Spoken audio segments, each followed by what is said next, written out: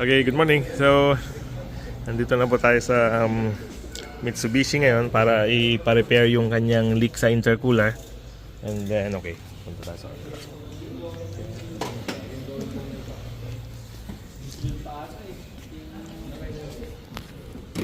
Ay. Thank you. Okay. So, natanggal ni sir yung battery. Sir, iti paggaraw iya yung intercooler kailangan nakaikat ti battery? When sir, for safety lang sir. For Kasi safety. dito natin sa na makasintols natin sir, dumikit doon sa positive side. Mag-cause ng short. Mag-cause ng Okay, short, so sir. for safety reason, For safety reason sir, tinatanggal po yung positive. Pagkalaw dyan sa engine. Yes, sir. So, ngayon, PMS po ito ng 10,000 kilometers plus yung resealing ng intercooler.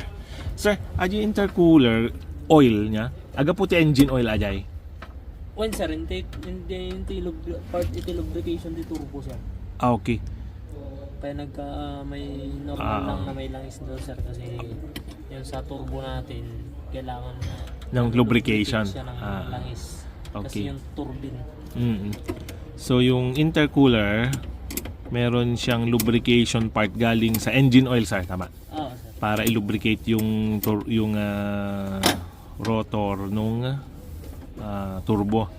So nagkaroon po ng leakage doon. So mamaya pag inangat, papakita natin kung saan nanggagaling yung leakage.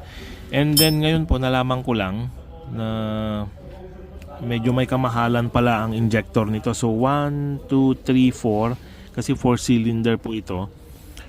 Nasa 40,000 plus po pala ang isa. So medyo ang sabi sa atin ng Mitsubishi, talagang mag-iingat po tayo sa fuel na kinakarga natin. And then yung fuel filter, talaga pong alagaan natin siya sa fuel filter kasi may kamahalan po yung injector. Nagulat din ako na nasa 40,000 plus ang isa. Kabisado mo exact price na sir, yung injector? Rough estimate ng sir, ganun sir, nag-range ng 40. 40. So 40 pataas, depende. 40 pataas. At sir, di fuel filter na. Oo sir. Fuel filter. So tanggal po ang fuel filter for accessibility sir. Oo sir. Accessibility. Okay. So yun po ang isang natutunan ko rito sa makina na to. So 4N14 po ang engine. Nasa family po ito ng 4N15 which is nakakabit sa Mitsubishi Nyadi kwata tayo sa SUV? Montero. Montero. Montero and Estrada. Montero and Estrada. So same family ng engine po. So ito is 2.2, tama sir? Si Montero is 2.8. 2.4 sir. 2.4 si Montero. Then si Estrada, which is Estrada is Triton na ngayon. Oo sir. 0.4. Okay? So, yun po. Medyo ingatan po natin ang pag-feed sa kanya ng fuel kasi medyo mahal po. May kalawang dito. Sir, gito yung pagkalawang na normal data. Jay sir. Ati sir, hindi ko ano. Ay, ito sir. When? Normal lang? Oo sir. Okay. Nagkakanawang talaga yun sir. Pero Oxidation. wala oxidation. Pero kung naman siya, wala naman siyang kinalaman sa performance. So no worries. Pinakaano lang ng Bracket. sir, bracket ng Medyo dyan sa injector ba? medyo mahina lang siguro yung pagkuan nila. Pag raras proofing. Okay. Exposed sa heat kasi yun sir. Pero overall po, very happy tayo sa performance nitong makina. Yun lang, talagang nangyayari po yan na merong nagkakaroon ng issue.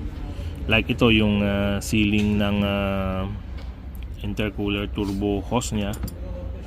Ang kagandahan lang po is 3 years warranty. So for the next 3 years, panatag po yung loob natin na pag yung pyesa is sa tingin nila is warranty claimable naman. So no worries po. Wag lang po yung na-abuse.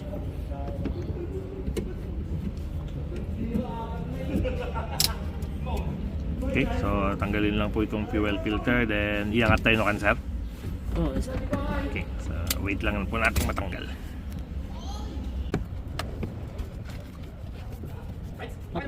Adi tayo, dito sir.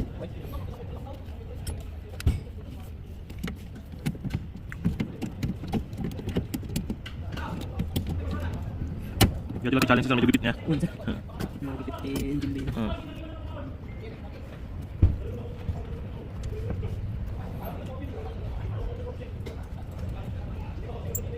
Mga manunga minuto nga baklas na di host naman naman. Bit lang met. Ay, medyo ko lang gawin sir, marigat dos dito. Gipit lang. Oo, sir. Inyati first name mo, sir? Peter, sir. Sir Peter. Okay, so si Sir Peter po, sabi niya, yung pagkalas ng hose mamaya, medyo madali lang naman. Kaso gipit lang. Kaya medyo tight. Location na gawin agad So na sir. tingnan nyo po, para tanggalin yung hose ng fuel filter, kailangan mong tanggalin na lang doon sa bracket para mas madali yung access. Kasi kung susundutin po doon, yun po yung access nyo, napakaliit. So, yan na lang, tatanggal.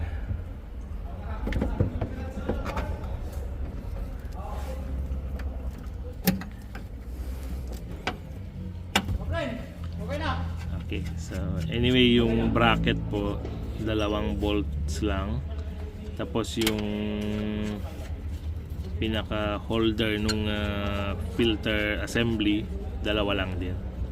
So mas maganda po na doon na lang tiyagain sa bracket, tanggalin. Ayan. Okay, so, this, maganda yung access natin. So yun na po, tanggalin yung kanyang water indicator ata, sir. Win, sir. So ito po yung kanyang water indicator sensor harness. Okay. So ito lang tikatin, sir, dinawanan. Sir, Ito lang ikatin. ito lang na sir, kaya. Okay. Hindi. Okay na.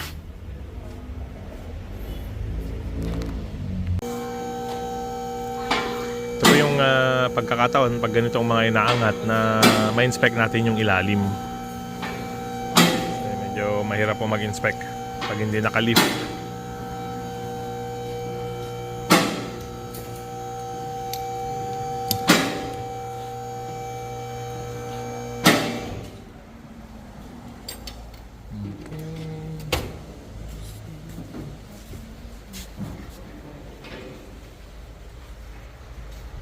Saan na ba yung leakage, sir? Ito yung sir niya. Ito. So ito po.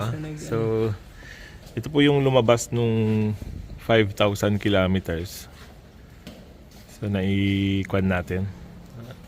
Nai-schedule natin dito sa kanyang 10,000 kilometer PMS. So Sir Peter, paano ang gagawin dito? Babaklasin dito. Babaklasin yan sir, tapos papalitan ng pinaka-o-ring. Pati ito, sir? O buong baba to, sir? Dalawa na din sila sir kapag kasi Ay, pag okay, doon okay. lang. Baka ito naman susunod. Dito naman yung susunod. Okay. So dalawang baba. Ito. So buong intercooler, sir. Oo, sir. Bababa. Dito siya kasi sir yung supply ng langis niya. Galing Dito mismo sa may oil pan. Nihigop niya dito. Kasi So dito from po, oil pan, dito suction yung, papunta sa turbo, sa may mismong turbine sir. May sa turbine kailangan part. niyang supplyan dyan. May bearing dyan eh. Bearing ng shop ng turbine. Yung compressor, sir, wala nang lubrication? Meron. Yung magkasama na. Magkasama na sila sir. Yung turbine ng compressor tsaka yun dun sa may exhaust niya. Kasi kailangan niya ng ano eh. Yun din nagsisilbing pinaka-cooling system kasi niya sir. Para hindi Ng turbo.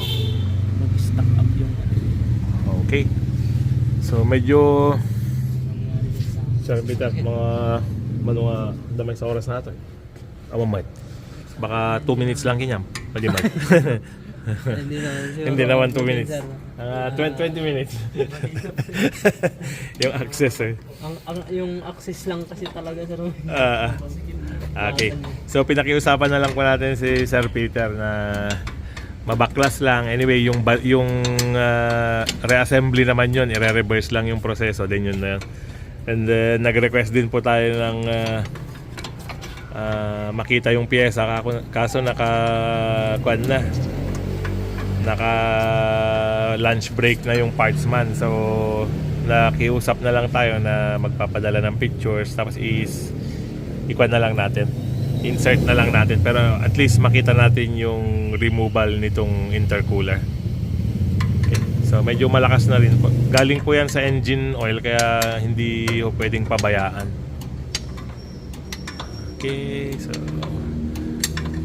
tanggal muna natin kay Sir Peter para hindi natin siya maistorbo. And habang nagre-remove si Sir, mag-inspection na tayo ng visual. Okay. Natin kung merong mga leakage, ibang parte. Okay.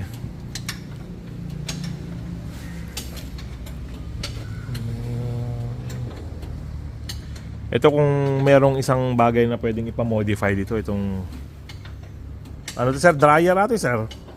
Sir Peter, dryer ato eh? Oo sir. Dryer, kasi kung titignan nyo po, medyo malapit siya sa area ng gulong. Pag sumayad, pwede itong masagi. So baka pwedeng makuan yan in future pag dadaan sa medyo malalalim na area, baka sasayad. Yan is suggestion lang naman po.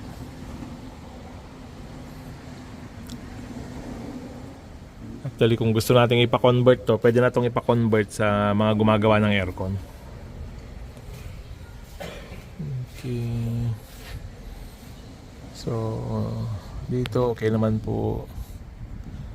Ang titignan po natin lagi sa makina, yung nagkakatas, kasi yung nagkakatas is a sign of leakage po yun. Ang tawag po doon is seepage, oil seepage. Seepage kasi hindi pa siya ganun kalakas. Pag lumakas na, yun na yung tinatawag na leakage.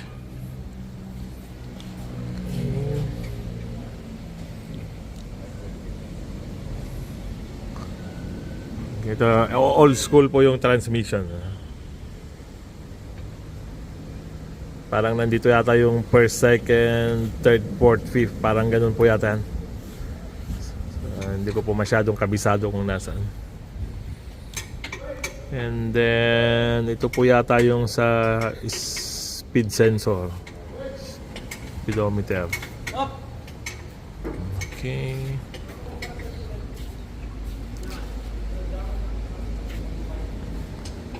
Dito naman po sa likod, ang titingnan natin is kung may tagas yung hydraulic. Ito po yung hydraulic cable po yata yun.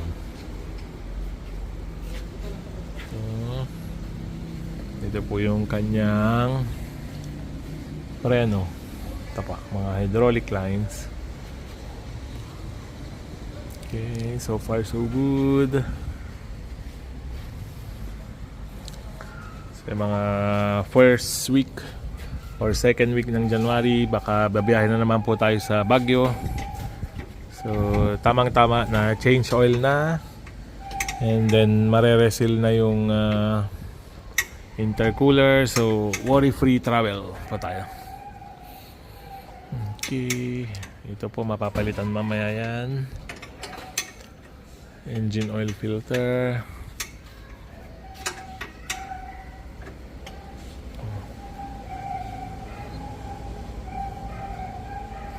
Okay, so far so good naman po yung pangilalim. Okay. So dito naman po sa mga gulong, titingnan natin kung medyo merong uneven thread wear, means hindi naka-align or naka-proper camber yung gulong. So far okay naman po. Mahahalata po yun, medyo dito mas malaki yung upod, gano'n. So hindi tama yung kanyang pagkaka-wheel alignment. Sa balancing naman po yung sa vibration. Dito po sa driver side, mas malaki yung access. Kikita niyo yung severity ng leakage ng intercooler.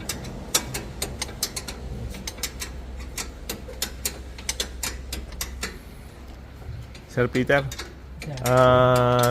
check ko nga kung naintindihan ko yung gamit ng intercooler, no? So yung intercooler na yan, Yan yung lubrication, sabi nyo kanina, lubrication ng turbo. Intercooler na... Ito sir, no?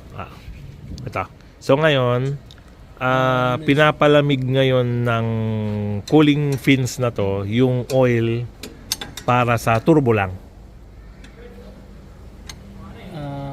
Ay ano sir, kumbaga yung pinaka main purpose sa neto is palamigin niya yung hangin. Kasi pag na-compress po dito sa compressor ng ano natin, ng turbo. Kasi pag yung hangin kasi sir, pag nako-compress, bumibigat yung density. Saka umiinit. Umiinit sir. Kaya na purpose ng intercooler, dadaanan din ng hangin yan, lalamig yung na-compress air bago siya pupunta dun sa intake ng ano ba? Okay. Intake ng ating engine. Okay. So ngayon sir, di pinalamig ng intercooler yung hangin muna, pupunta sa compressor ng turbo. Na-compress po ng turbo. Okay, then paglabas sir, Paglabas po malamig. kasi na-compress nun, mainit siya. Then pupunta dito sa intercooler, papalamigin naman dito para yung hangin na na-compress, malamig na siya napapasok sa ating mga cylinder. Sa intake manifold. Okay. So baka gawa po ako next time ng isang video na mag-focus naman sa intercooler turbo, kasi kahit ako po hindi ko pa masyadong iintindihan yung proseso dito sa mga sasakyan ng intercooler turbo. So sir, kapag nakahinto yung sasakyan, meaning hindi siya ganun hindi ganun ka-efficient yung intercooler kasi walang hangin na nagpapalamig, tama ba? Meron pa rin naman sir. Kasi Galing dito, sa fan? Galing po sa fan. Okay. Kumbaga po support na lang Yung galing sa salubong. Tumatakbo dyan. Okay.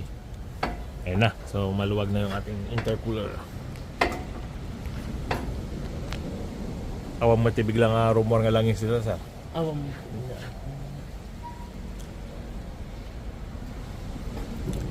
So kasi nangyari po ito sa Raptor noon, nung bago-bago pa, siguro mga 2 years old yung Raptor noon, may ganyang issue rin ng leakage. Kaya lang wala pang repair procedure ang Ford noon, kaya pinalitan ng buong intercooler assembly. So nasa 100,000 plus noon yon. Kagandahan lang po, naka-warranty yung sasakyan. So wala tayong ginastos.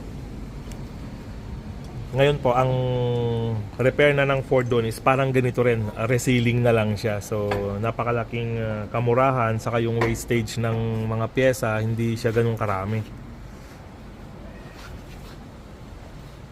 Ganito rin po ang itsura noon doon. Pero ang Raptor po is parang flexible hose yun noon. Hindi katulad dito sa L3 na rigid yung hose. Parang kanya to sir, no? GI, hindi siya plastic, metal siya sir, no? Metal po. Metal hose siya. Okay. Dito So lang po sa may yung rubberized, flexible. flexible. Ayun, yung papunta na sa turbo. Sir. Okay, so yung papunta sa turbo is flexible hose, pero yung humahawak dito sa intercooler parehas na metal hose. Hindi po kasi siya pwedeng Mag-vibrate. Dito kasi May vibration. Overboost po kasi yan. Bumubuka po kasi ito. May flexible na sir, para ma-accommodate lahat ng mga compressor. Yung overpressure. Okay.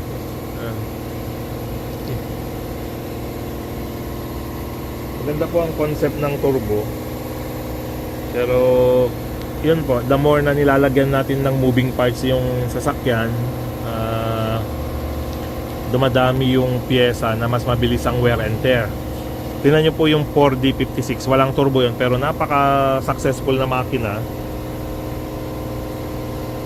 kasi less work, less moving parts, less stress, less maintenance. Yun po kasi normally ang concept ng pagde-design. Kaso ang turbo po nilalagay nila kasi pinaliitan yung displacement ng makina, pero gusto mong mag-produce ng higher power output, doon po pumapasok yung turbo, tama ba sir? Sir. Pero yung operational wise kung paano siya nagwo-work, yun medyo gagawa po tayo ng isang video para mas, pero intindihin ko po muna mas mabuti kung paano siya, yung process, yung flow, saan nanggagaling yung hangin, para po mas mabigyan ko kayo ng mas magandang information pag medyo mas naiintindihan natin yung sistema. Kasi pag naiintindihan po rin natin yung sistema, mas madali pong mag-troubleshoot. Let's say nagkaroon ng problema rito, ganyan. So alam natin na yung suspetsya natin, kasi yun lang naman yung mga involved na piyesa sa process. Let's say sa problema sa turbo, walang hatak. So pwede pong makita muna yung kanyang turbo bago pumunta rito sa mga ibang piyesa niya. O kaya baka may kinalaman sa fuel filter. Pero ang fuel filter po malalaman natin kaagad kasi medyo magha-hard starting, tapos habang umaandar biglang mamamatay. So yun po yung pinaka easiest sa troubleshooting steps natin, yung fuel system muna ang una nating pagbibintangan. Sir Peter, paano ba yung pinaka mabilis na indication na malalaman mo na may problema yung turbo mo?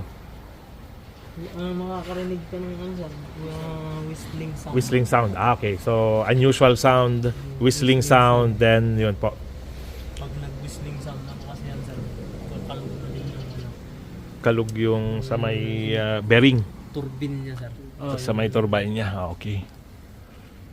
So habang nandito si Sir Peter, tamang-tama. So compressor sir yung nandito sa harap. Oo sir. Turbine yung lalabas na sa Turbine Tumbucho. po yung sa yung impeller po niya dito sa loob sir. sige. Tapos dito yung sa exhaust na. Exhaust na. Exhaust Okay. gases na. Sige. So ang gagawin ko po, magre-research ako sa Google ng picture. Tapos try nating pag-aralan, then Tapos din naman yan, i-explain sir, ko. ano dagdag horsepower. Sir. Sa Yun po kasi yung meron kasi akong napanood noon, sir. Yung iba mas gusto nila yung malaking makina. Yung iba yung maliit pero may turbo. Pero yung napansin ko kaya no, yung difference ng nung dinrive ko yung Raptor, tapos that same day minaneho ko yung Grandia na 2.8. Iba talaga yung lakas ng torque ng higher displacement versus sa kasi yung Raptor 2.0 tapos nilagyan ng dalawang turbo. So kailangan mo siyang revolusyonan ng mataas para lang lumakas. Samantalang si Grandia na 2.8 nakapreno ka pa lang, umaandar pa yung sasakyan kasi malaki yung displacement niya. So yun po yung difference. Kaya ang nagiging challenge din ng mga diturbo dahil maliit sila, pinepersa mo silang palakasin. So mas mataas yung wear and tear, mas persado yung makina versus sa mga higher displacement.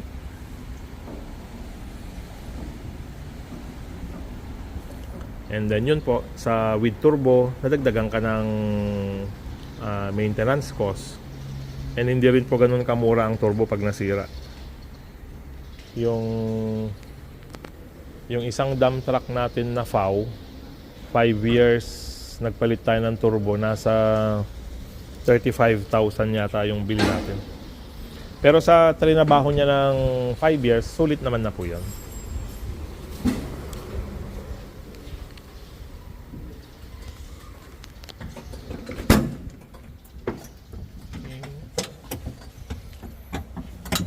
So dito may access na rin si Sir Peter.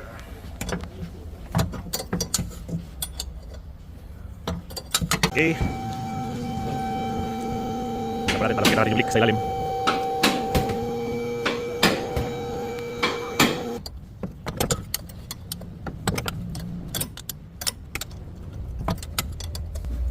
Ali, inistorbo na po natin yung break time ni Sir Peter. So, ang video po natin hanggang sa removal lang dahil yung installation nun is the same lang naman, i-reverse lang process. Pero at least may pakita lang po natin yung removal niya and then yung seal na nagli-leak. Kasi hindi na rin po natin may papakita yung mga bagong pyesa. So at least makita natin yung luma.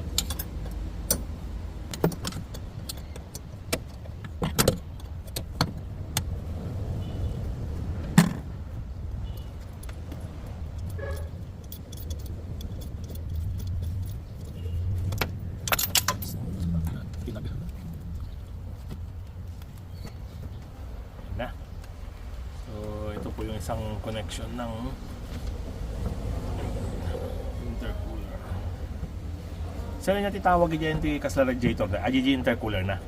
Diyan sir. Aji tatay kasi kasla radiator. Ayun sir, Ah. intercooler na sir. Intercooler. Again, dati cooling fins na. Ah. Pag na So hangin. ang intercooler system composed ng intercooler which is yung parang radiator plus yung turbo sir. Turbo sir. Turbo yan. So yan po yung dalawang kanyan.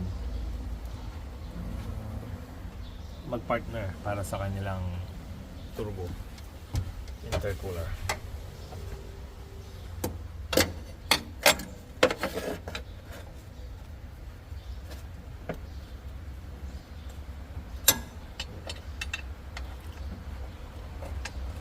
Ito po yung challenge pag yung makina nasa under seat. So medyo yung access po ang affected. Hindi katulad ng mga tulad ng pickup, merong engine bay talaga na mahaba. So mas padali pong Easy access na. magkalikot. Accessible Easy yung access. Dito po talagang tinipid lahat yung space.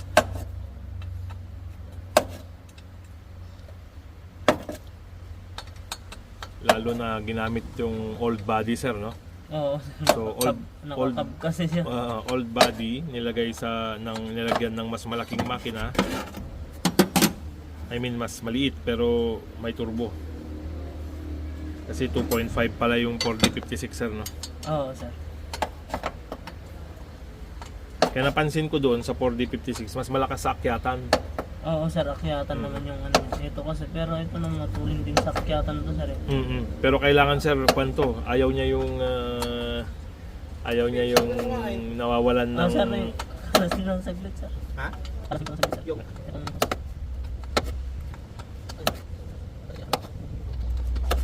Hindi ka nabigtan.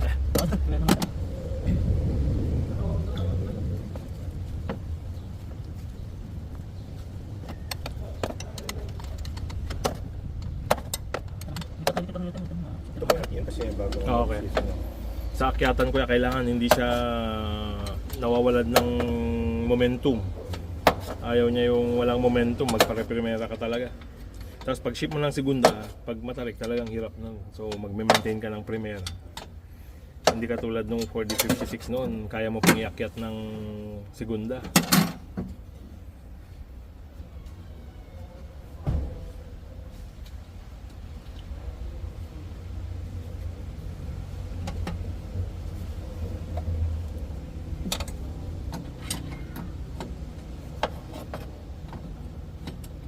Standard kasi din ng ano sir kasi to, ng emission.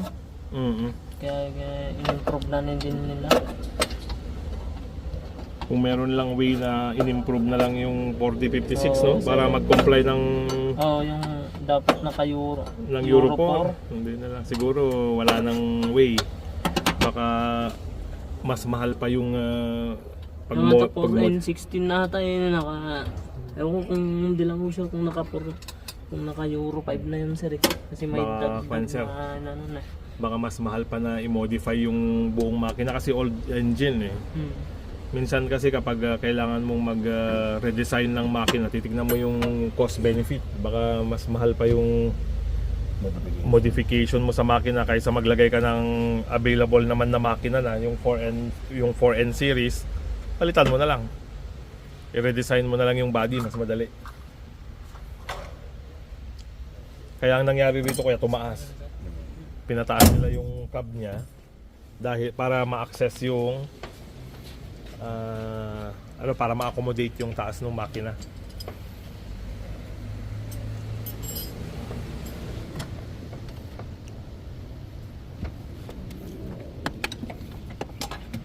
Ito po, nilagay na lang natin yung mga label na to kasi laking bagay po pag merong ganito, hindi maiwasang magkamali. Baka mamaya mapagkamalang windshield washer, nandun pala yung windshield washer. So pag meron po tayong chance na maglagay ng mga decals o labels, maglagay lang po tayo para less mistake.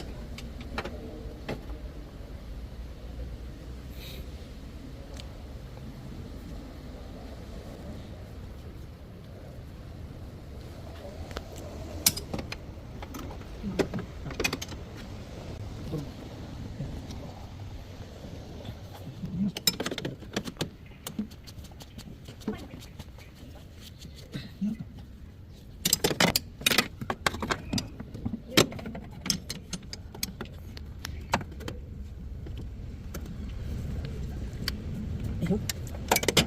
Teka, sir. Ayos, dali sir. Ano talaga, ano, tis lang talaga, sir. Medyo ano talaga.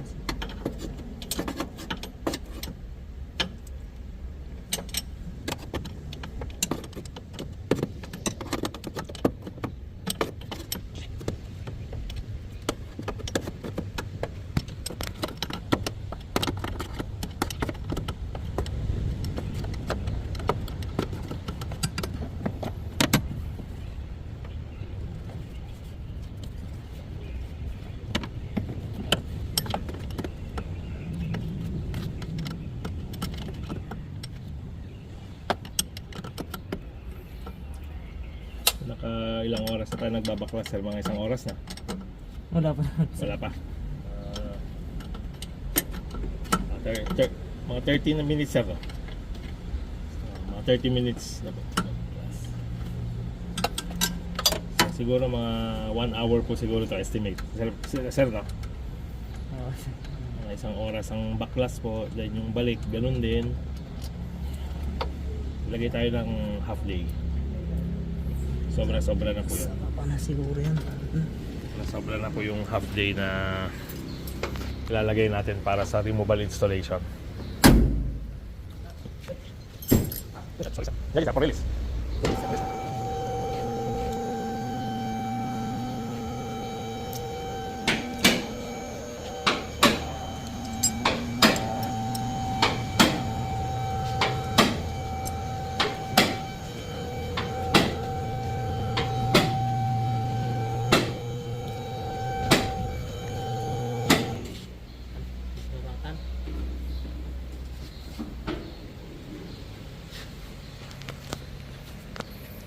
Na.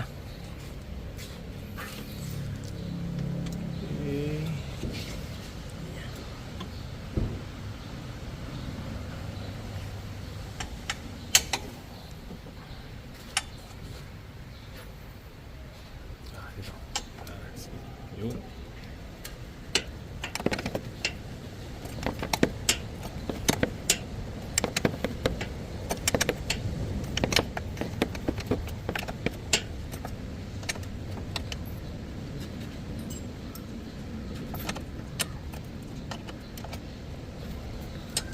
Sir, man nga tawa natin kwan, ati 4 and 14 series nga rimwar Kwape lang, sir.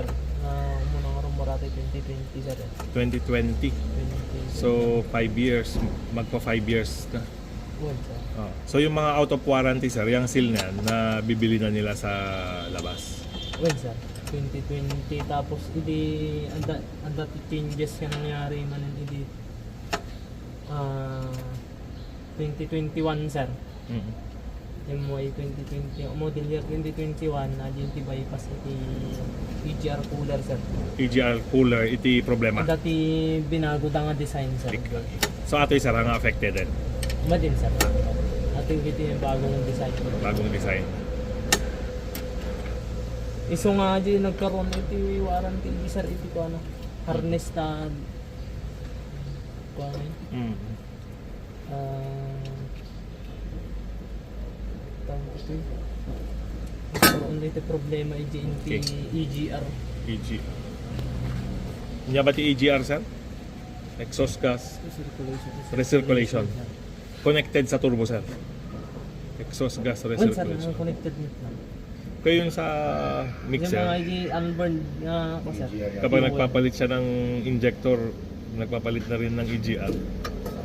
Connected ba sir Linis lang nga dyan, sir. EGR? Hindi yung Oo, normally pinapalitan, linis lang? Oo, sir. Ah? Tsaka lang pinapalitan talaga yun, sir. Pag pumigay na yung ano niya, yung pinaka-actuator nung valve.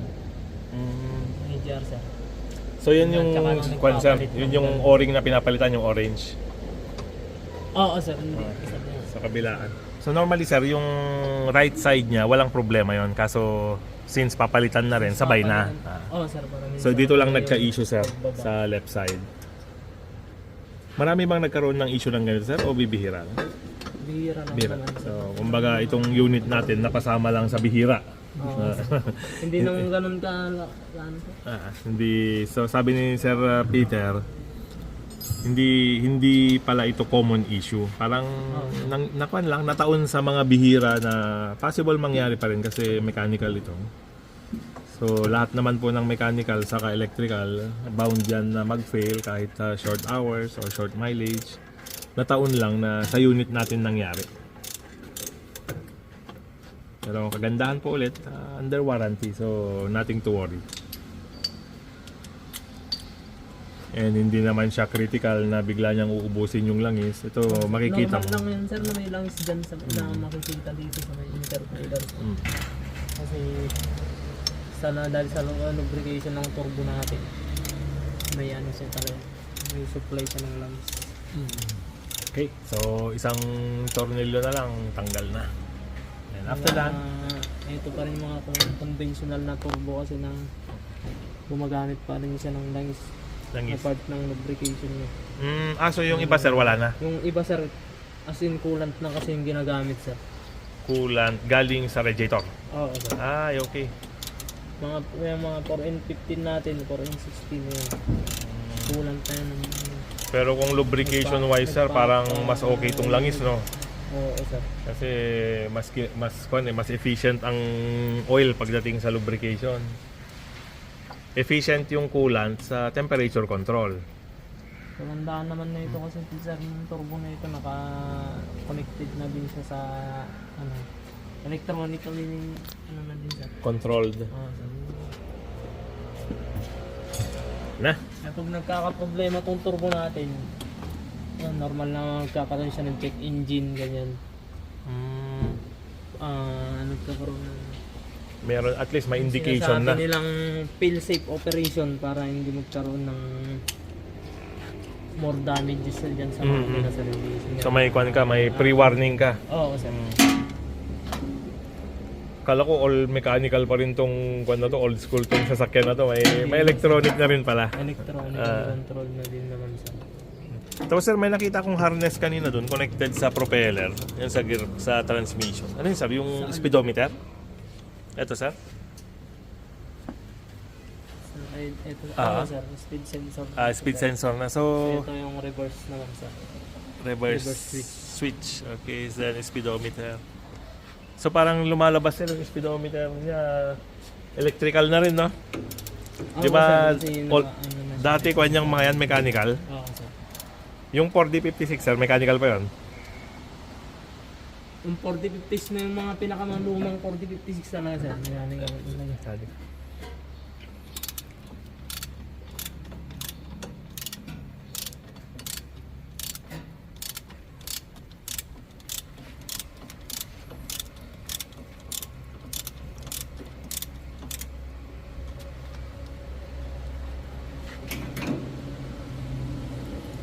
Okay.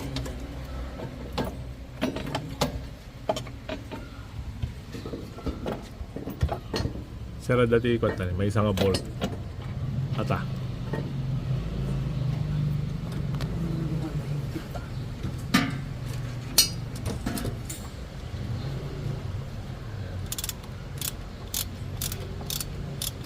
Okay.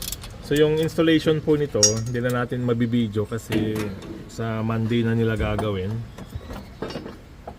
So anyway, yung installation po, same lang, i-reverse lang. And then yung pyesa, normally almost the same naman yan. Mas improve lang yung design.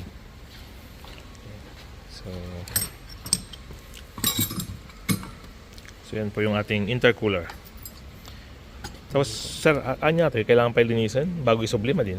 Ay, hindi na sir kasi masisira tong mga finish na sir. Pero hindi yan sir pinabubugaan sa parang ginagawa ng mga naglilinis ng aircon?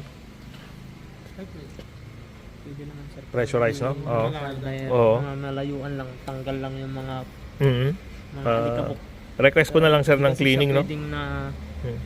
tutukan sir kasi Masisira. itong mga Mm. pins. Taluyan kasi Oo. ng hangin yan. At least malinis to, no? Okay, so ito po yung seal, ayun yung loob niya. Oh. So yun po, normal na may langis pero hindi naman ito sir naliligo sa langis, no? Oo, Hindi. normal lang na may small amount siya ng langis. Small amount. Yung excessive sir kasi Yung excessive means sobrang laki na nung leakage, sir. Kakain na yung engine natin ng langis sir.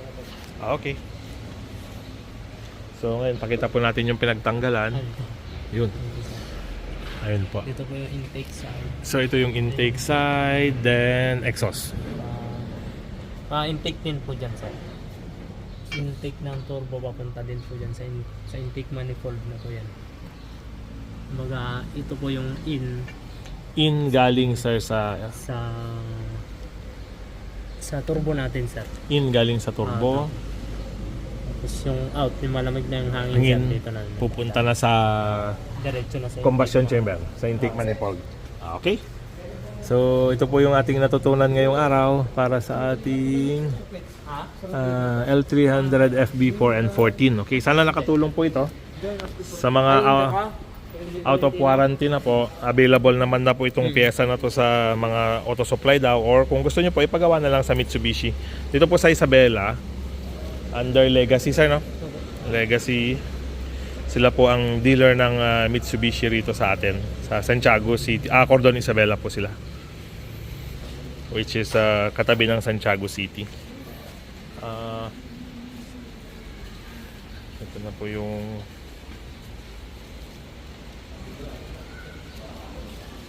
ating oil seal.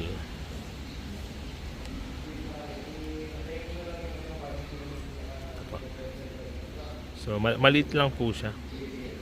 Okay? So kabilaan po 'yan. Okay. So, salamat po.